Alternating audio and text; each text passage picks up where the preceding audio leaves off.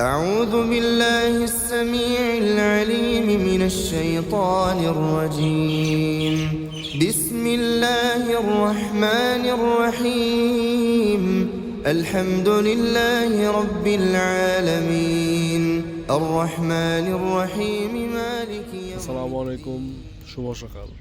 নতুন বাসা থেকে আপনাদের সবাইকে স্বাগত। আমি এই বাসায় আসা হয়েছে লাস্ট এক সপ্তাহ হয়ে গেল অলমোস্ট। গত বৃহস্পতিবার আমরা নতুন বাসায় উঠেছি। আগের বাসা আমার বুয়েট, সেটা ছেড়ে দিয়েছি এবং আবার নতুন বাসায় আমরা এসেছি। এখানে আপাতত একা আছি। সকালবেলায় আজকে মনে হলো যে একটু ছাদে যাই। যদি আমাদের এখানে নিয়ম করা যে সকাল 10টা থেকে বিকাল 4টা বা 3টা পর্যন্ত ওরা ছাদে ওঠার টাইম, ওরা চিন্তা করলাম আমরা একটু সকালবেলা যেয়ে দেখি কেমন লাগে। সকালটা আসলে খারাপ না। আমার পিছনে আপনারা নদী দেখতে পাচ্ছেন অলরেডি, বিল্ডিং টিল্ডিং কিছু আছে, নদী। ওই যে ওই পাশে বসিলা ব্রিজ দেখা যায়। বাতাস খুব ভালো। আমার পেছনে আবার যদি দেখেন সূর্য উঠতেছে,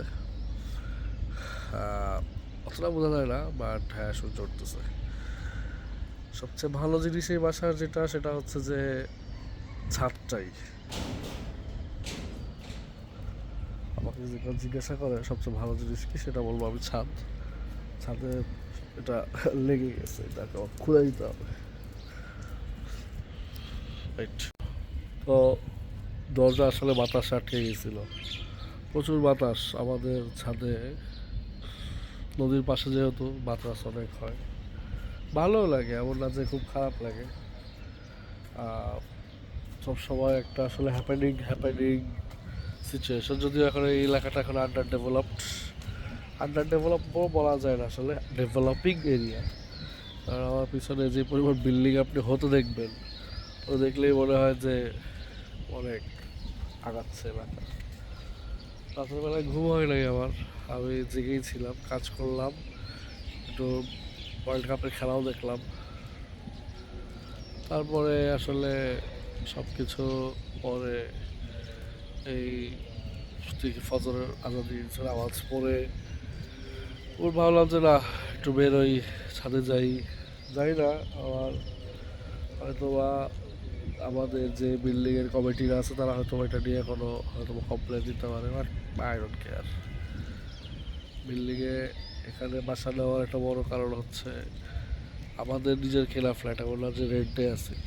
সব নিয়ম কানুন কিছু মেনে চলবে এবং এইসব বিষয়ে আমার অপিনিয়নেরও মূল্য আছে।